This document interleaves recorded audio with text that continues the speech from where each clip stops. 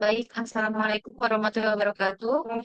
Kenalkan kami dari kelompok 2, kelas Teknologi Informasi C akan mempresentasikan tentang laporan proyek akhir tentang rancangan sistem informasi layanan transportasi ojek online atau Gojek dengan dosen pengaku Fakultas Sabta Prakoso STMPO.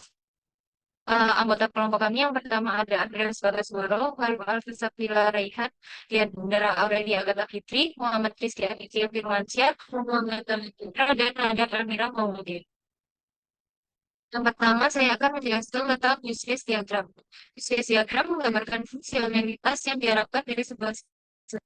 Tekankan adalah buat sistem dan bukan bagaimana. Sebuah use case mempresentasikan sebuah interaksi antar aktor dengan sistem.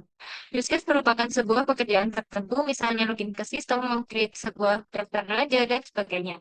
Seorang atau sebuah aktor adalah sebuah entitas manusia atau mesin yang berinteraksi dengan sistem yang ada pekerjaan-pekerjaan tertentu. Nah, untuk tabel simbolnya sendiri, ada simbol aktor, keterangannya mewakili peran orang, lalu simbol use case, abstraksi dan interaksi antara sistem dan aktor, lalu ada association, abstraksi dari hubung antar aktor dengan use case, lalu ada generalisasi, menunjukkan spesialisasi aktor untuk dapat partisipasi dengan use case, lalu ada include dan extend.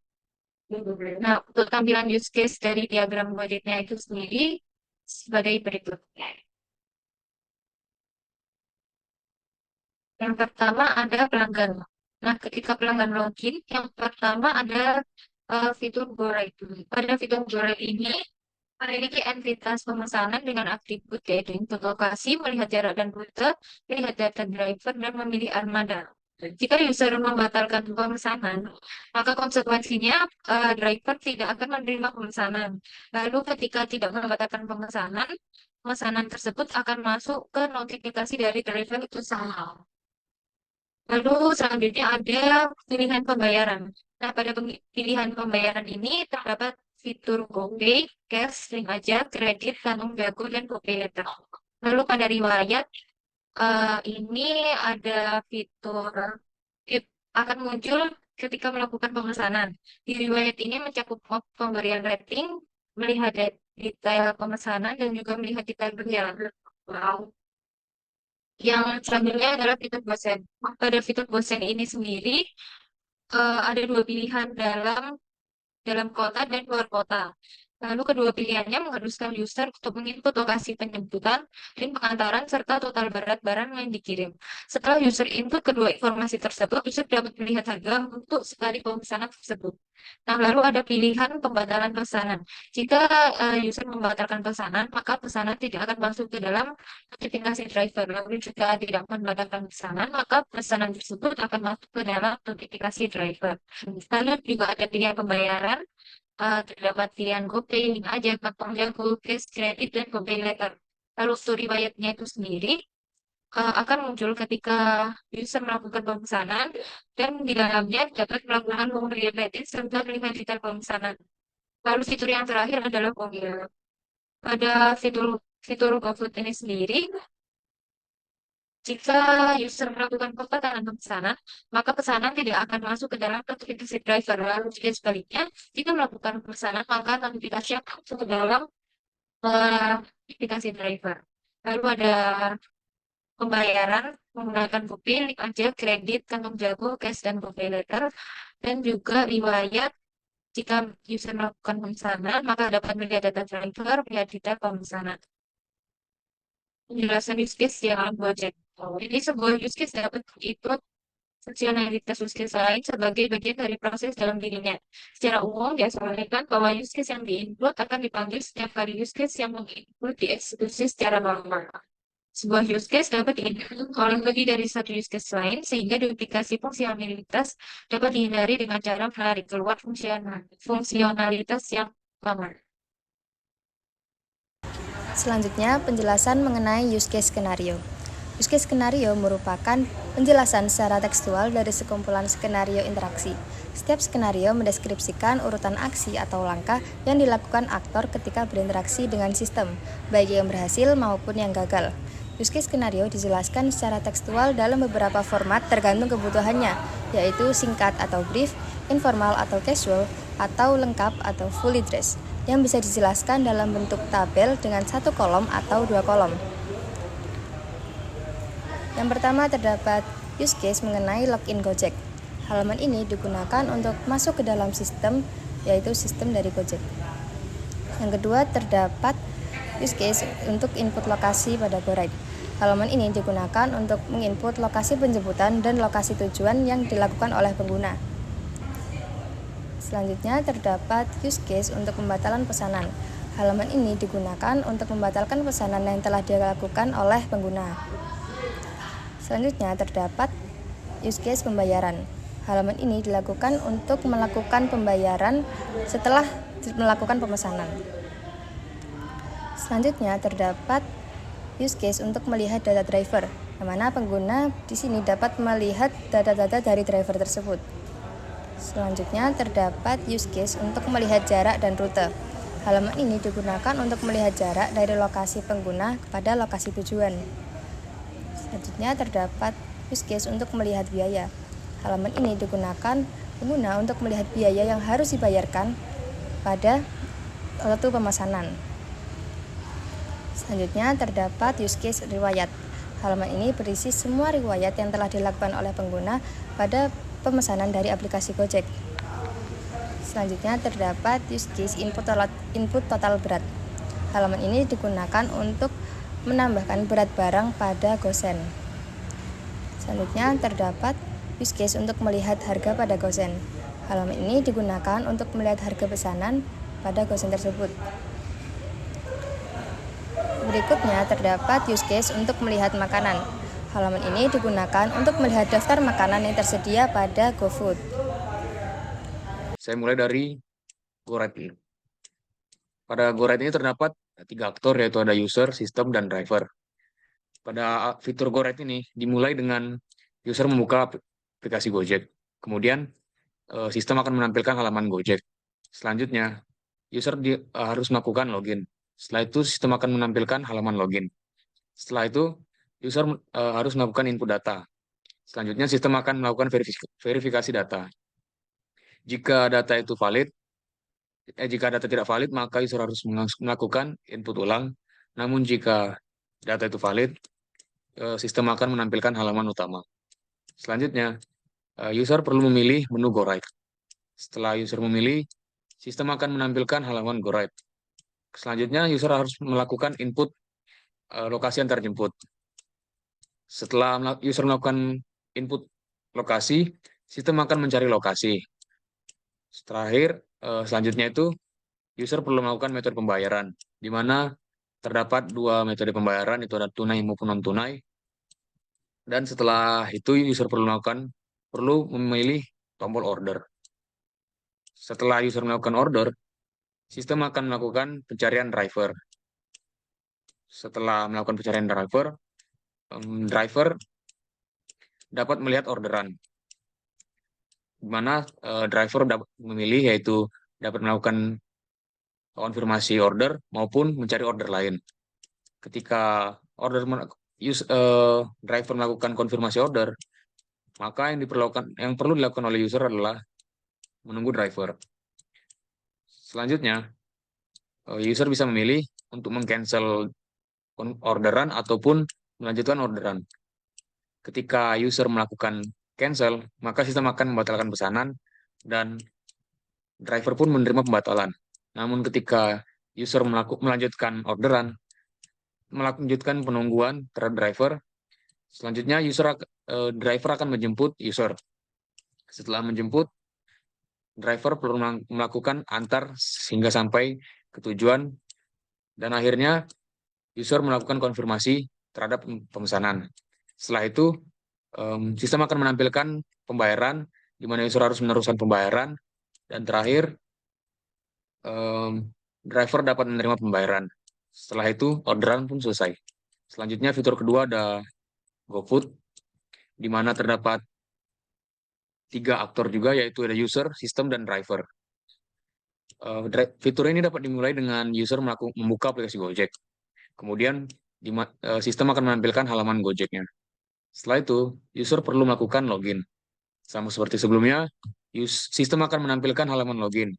Selanjutnya user akan melakukan input data dan akan diverifikasi oleh sistem. Di mana jika valid maka sistem akan menampilkan halaman utama, namun jika tidak valid user harus melakukan input data ulang. Setelah menampilkan halaman utama, user perlu melakukan pemilihan menu GoFood. Kemudian sistem akan menampilkan halaman GoFood.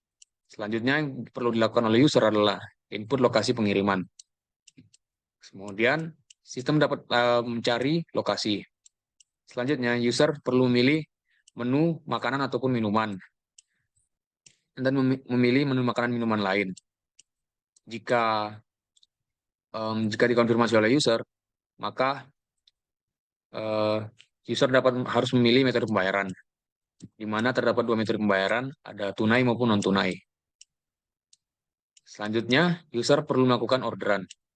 Setelah user melakukan order, sistem akan mencari driver. Kemudian, driver dapat melihat orderan yang dilakukan oleh user. Ketika driver tidak menerima orderan, maka akan mencari orderan lain. Namun ketika menerima, user dapat menunggu orderan. Selanjutnya, user perlu memilih konfirmasi atau cancel. Jika ia melakukan cancel, dia harus memberi alasan dan orderan pun selesai. Namun jika tidak meng-cancel, driver akan pergi ke restoran. Selanjutnya, restoran dapat melakukan cancel. Jika driver melakukan cancel, dia harus memberikan alasan dan orderan pun selesai. Namun jika tidak di-cancel, driver harus membeli makanan dan minuman. Selanjutnya, driver perlu mengantar pesanan tersebut dan diterima oleh user. Selanjutnya, driver dapat menerima pembayaran. Orderan pun selesai. Fitur ketiga ada GoSend. Pada GoSend ini terdapat 3 aktor juga, yaitu user, system, dan driver. Fitur ini dapat dimulai dengan user membuka aplikasi Gojek dan sistem menampilkan halaman Gojek. Selanjutnya, user juga melakukan login seperti 2 fitur sebelumnya dan sistem menampilkan halaman login. Selanjutnya yang perlu dilakukan oleh user adalah menginput data. Dan data tersebut akan diverifikasi oleh sistem, di mana jika data tersebut tidak valid, maka user harus melakukan input ulang. Namun jika valid, sistem akan menampilkan halaman utama. Setelah halaman utama muncul, user perlu melakukan pemilihan menu GoSend. Dan setelah memilih, sistem akan menampilkan halaman GoSend. Selanjutnya, user perlu menginput alamat antar dan ambil yang akan dilanjutkan oleh sistem mencari lokasi. Setelah itu, user perlu melakukan input data kirim dan sistem menampilkan form pengisian. Selanjutnya lagi, user dapat melakukan input data penerima dan sistem akan menampilkan form pengisian. Setelah ditampilkan form pengisian, user perlu memilih tipe berat barang, di mana terdapat 3 kategori, itu ada kecil, yaitu 5 kilo, di bawah 5 kilo, sedang di bawah 20 kilo, dan berat itu maksimalnya 100 kilo. Setelah memilih tipe berat barang, user perlu memilih metode pembayaran. Terdapat 2 metode pembayaran seperti sebelumnya, itu ada tunai dan non-tunai. Setelah itu, user perlu melakukan orderan. Setelah orderan dibuat, sistem akan mencari driver. Driver pun akan melihat orderan. Driver dapat memilih 2 opsi, yaitu mencari order lain ataupun mengkonfirmasi orderan. Ketika driver menerima konfirmasi orderan, user perlu menunggu driver. Kemudian user bisa memilih 2 opsi, yaitu adalah meng-cancel ataupun melanjutkan orderan. Jika ia meng-cancel, sistem akan membatalkan pesanan dan driver akan menerima pembatalan. Orderan pun selesai. Namun jika user tidak melakukan pencancelan, driver perlu mengambil barang. Setelah itu, yang perlu dilakukan oleh driver adalah mengantar barang dan menyerahkannya kepada user. Setelah barang tiba, user perlu melakukan konfirmasi bahwa barang telah sampai. Selanjutnya, sistem akan meneruskan pembayaran dan yang akan diterima oleh driver. Orderan pun selesai. Sequence diagram adalah diagram UML yang memodalkan interaksi antara objek dalam urutan waktu tertentu. Diagram ini menunjukkan bagaimana objek berinteraksi dan bertukar pesan untuk mencapai suatu tujuan atau fungsi, dengan penekanan pada urutan pesan yang dipertukarkan serta kolaborasi antara objek. Jadi dalam sequence diagram ini ada 6 simbol. Yang pertama ada simbol actor untuk menggambarkan perilaku yang sederhana dan bersifat non-decomposable. Yang kedua ada entity class untuk mewakili kumpulan aksi. Yang ketiga ada boundary class untuk mewakili objek yang terhubung dengan kumpulan objek flow. Keempat ada control class untuk menunjukkan rangkaian pelaksanaan. Kelima ada focus of flight control and lifeline untuk menggambarkan tempat mulai dan berakhirnya message. Yang keenam ada message untuk menggambarkan pengiriman pesan. Baik, di sini akan saya mulai untuk bagian Gojek. User akan membuka aplikasi Gojek dan ditampilkan pada menu login. Di sini user akan menginputkan data untuk login. Eh, jika data yang dimasukkan tidak valid, maka akan ditampilkan pesan tidak berhasil login sebagai user. Dan di sini user akan diminta untuk memasukkan data kembali hingga data yang dimasukkan benar. Kemudian jika data yang dimasukkan benar, maka login akan sukses pada sistem Gojek. Lalu akan ditambahkan message berhasil login sebagai user. Lalu di sini user akan ditampilkan pada menu Go Right. Di sini user akan menginputkan lokasi awal untuk dimasukkan pada sistem Gojek. Kemudian diinputkan lokasi tujuan. Setelah dua lokasi diinputkan dalam sistem Gojek, maka akan didapatkan jarak antara dua lokasi tersebut. Lalu didapatkan harga dari jarak tersebut. Lalu sini user akan memilih metode pembayaran. Di sini ada GoPay dan tunai. User akan memilih salah satu metode pembayaran tersebut. Lalu setelah metode pembayaran dipilih, akan dicarikan driver. Lalu driver menerima order. Lalu setelah itu user akan menerima tampilan informasi penuh dari orderan tersebut. Lalu kedua di sini ada untuk GoFood. Yang pertama di sini sama seperti sebelumnya, user akan meminta untuk menginputkan data untuk login. Lalu setelah berhasil login, di sini user akan ditampilkan pada menu pilihan GoFood. Di sini user akan diminta untuk menginputkan lokasi pengiriman GoFood. Setelah lokasi diinputkan pada sistem, lalu di sini user akan diminta untuk memilih makanan atau minuman yang akan dipesan. Setelah pesanan tersebut dimasukkan pada sistem, lalu di sini akan ditampilkan opsi untuk pilih atau tambah pesanan. Lalu di sini jika iya, maka akan ditampilkan kembali pada opsi pilihan makanan atau minuman.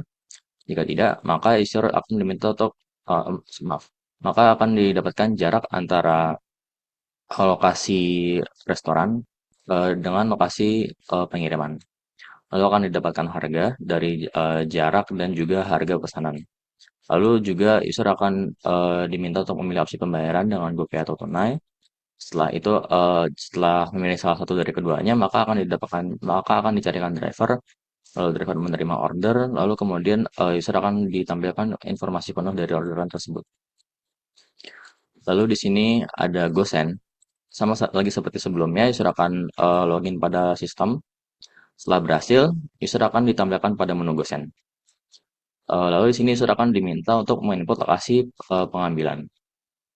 Di sini setelah lokasi dimasukkan dalam sistem, lalu akan diinputkan juga lokasi pengantaran. Setelah kedua lokasi didapatkan, maka akan didapatkan jarak dan juga harga dari jarak yang tertentu. Lalu di sini akan diminta memasukkan data pengirim. Setelah itu diminta memasukkan data penerima pada sistem. Lalu setelah itu user akan diminta untuk memilih tipe berat barang. Di sini ada 3 tipe, yaitu kecil, sedang, dan juga berat. Lalu untuk kemudian diminta untuk memilih opsi pembayaran sama seperti sebelumnya, terdapat GoPay atau tunai. Setelah dipilih salah satu dari keduanya, maka akan diteruskan ke pencarian driver. Setelah itu, driver menerima order, kemudian user akan ditampilkan informasi penuh dari orderan tersebut. Untuk pembahasan selanjutnya, kita akan membahas mengenai ERD atau Entity Relationship Diagram. Entity Relationship Diagram adalah alat yang digunakan untuk memudahkan struktur logis dari basis data. ERD membantu dalam merancang basis data dengan mengidentifikasikan entitas utama, atributnya, dan hubungan antar entitas. Komponen utama dari ERD terdapat 4, yaitu ada entitas, atribut, primary key, dan relationship. Entitas merupakan objek atau konsep yang dapat dibedakan dalam konteks sistem informasi. Entitas ini bisa berupa objek fisik dan digambarkan sebagai persegi panjang dalam IRD. Lalu untuk atribut merupakan properti atau karakteristik dari sebuah entitas. Atribut memberikan informasi tambahan tentang entitas. Atribut digambarkan sebagai elips yang terhubung ke entitas. Lalu selanjutnya ada primary key. Primary key merupakan atribut atau kombinasi atribut yang secara unik mengidentifikasi setiap instans dari sebuah entitas. Primary key seringkali digarisbawahi dalam IRD. Lalu yang terakhir ada relationship yang menggambarkan bagaimana dua atau lebih entitas berhubungan satu sama lain. Relationship digambarkan sebagai belah ketupat atau garis yang menghubungkan entitas. Relationship sendiri memiliki 3 tipe. Yang pertama ada one-to-one, berarti satu instans dari entitas A berhubungan dengan satu instans dari entitas B. Lalu ada one-to-many, yang berarti satu instans dari entitas A berhubungan dengan banyak instans dari entitas B. Lalu yang ketiga ada many-to-many, yang berarti banyak instans dari entitas A berhubungan dengan banyak instans dari entitas B. Berikut ini ada IRD yang sudah kami buat untuk aplikasi Gojek. Diagram yang terlihat pada gambar ini merupakan sebuah IRD yang menjelaskan struktur data dan relasi antar entitas dalam sistem pemesanan layanan transportasi. IRD ini menggambarkan 5 entitas utama, yakni customer, driver, transaksi, diskon, dan rating beserta atribut-atributnya dan relasi antar entitas tersebut. Yang pertama itu ada entitas customer yang menyimpan informasi mengenai pelanggan, termasuk ID customer, nama lengkap, alamat, jalan, komplek atau gang nomor rumah, jenis kelamin, password, nomor telepon, dan email. Relasi antara customer dan transaksi menunjukkan bahwa suatu pelanggan dapat melakukan banyak transaksi dan ditunjukkan dengan relasi one-to-many. Lalu yang kedua ada entitas driver yang menyimpan informasi tentang pengemudi, termasuk dari ID driver, nama lengkap, email, password, jenis kelamin, tanggal lahir, foto, alamat, tempat lahir, nomor telepon, dan foto. Relasi antar driver dan transaksi juga merupakan relasi one-to-many, menunjukkan bahwa satu pengemudi dapat menangani banyak transaksi. Yang ketiga, ada entitas transaksi yang mencakup detail transaksi seperti ID transaksi, waktu pemesanan, waktu tiba, lokasi jemput, lokasi tujuan, jauh perjalanan, kode diskon, subtotal, total, dan status. Relasi antara transaksi dan diskon menunjukkan bahwa satu transaksi bisa menggunakan satu diskon one-to-one, namun satu kode diskon dapat digunakan dalam banyak transaksi atau one-to-many. Selanjutnya, ada entitas diskon yang menyimpan informasi tentang kode diskon dan besar diskon. Dan yang terakhir, terdapat entitas rating yang menyimpan penilaian untuk setiap transaksi, termasuk ID rating, penilaian, dan komentar. Relasi antara transaksi dan rating menunjukkan bahwa setiap transaksi dapat memiliki satu penilaian atau one-to-one. Dari IRD ini menunjukkan bahwa bagaimana data pelanggan, pengemudi, transaksi, diskon, dan penilaian diorganisasikan dan bagaimana relasi antar entitas ini mendukung operasi dalam sistem pemesanan layanan transportasi. Setiap entitas terhubung dengan atribut-atributnya secara jelas dan relasi antar entitas membantu dalam memahami alur data dalam sistem tersebut. Kelas merupakan sebuah spesifikasi yang jika diinstansiasi akan membentuk sebuah objek yang merupakan inti dari pengembangan dan desain implementasi objek. Jadi kelas diagram merupakan struktur dan deskripsi kelas, package, dan objek beserta hubungan satu sama lain seperti containment, perwarisan, asosiasi, dan lain-lain. Baik, saya akan langsung menjelaskan komponen dari kelas diagram Gojek. Yang pertama ada entitas. Jadi pada kelas diagram Gojek ini ada 5 entitas utama, yaitu customer, diskon, transaksi, driver, dan rating. Pertama untuk entitas customer ini memiliki 5 atribut. Yang pertama customer ID sebagai primary key, artinya ini merupakan kode unik yang dimiliki setiap customer. Lalu ada nama, email ini juga harus unik. Password, nomor telepon yang juga harus unik. Setiap customer harus memiliki nomor telepon yang berbeda. Tapi primary key-nya tetap customer ID ini. Lalu selanjutnya ada diskon. Diskon ini memiliki primary key yang sebagai identitas, yaitu kode diskon. Artinya satu diskon hanya memiliki satu identitas khusus, tidak bisa sama dengan yang lain. Lalu ada atribut diskon. Selanjutnya ada driver. Driver ini memiliki primary key driver ID, lalu ada atribut nama, email yang harus unik, password, jenis kelamin, tanggal lahir, tempat lahir, foto, KTP yang juga unik, alamat, dan nomor telepon. Selanjutnya yang keempat ada entitas rating. Rating ini memiliki primary key bernama rating ID. Jadi satu rating ini memiliki ID khusus. Lalu ada transaksi ID. Ini merupakan foreign key dari transaksi. Lalu ada penilaian dan komentar. Lalu yang terakhir ada entitas transaksi. Transaksi ini memiliki primary key bernama transaksi ID. Jadi setiap transaksi memiliki ID khusus yang unik. Lalu ada customer ID yang merupakan foreign key. Jadi bisa menyimpan data mana customer yang melakukan transaksi. Lalu driver juga foreign key, driver ID. Jadi transaksi ini bisa menyimpan data driver mana yang melakukan transaksi. Ada atribut waktu pemesanan, waktu tiba, lokasi jemput, lokasi tujuan, jauh perjalanan, kode diskon, yang juga foreign key. Jadi transaksi ini bisa mengetahui kode diskon mana yang digunakan. Lalu ada atribut diskon, subtotal, total, dan juga status. Relasi atau kardinalitas. Yang pertama ada customer dan transaksi. Jadi customer dan transaksi ini memiliki hubungan one to many. Artinya satu customer ini bisa melakukan banyak transaksi. Lalu untuk diskon juga one to many. Satu diskon ini bisa digunakan oleh banyak transaksi juga. Driver juga one to many ke transaksi karena satu driver ini bisa melakukan banyak transaksi. Sedangkan untuk rating ini one to one karena satu transaksi hanya bisa diberikan satu rating oleh customer.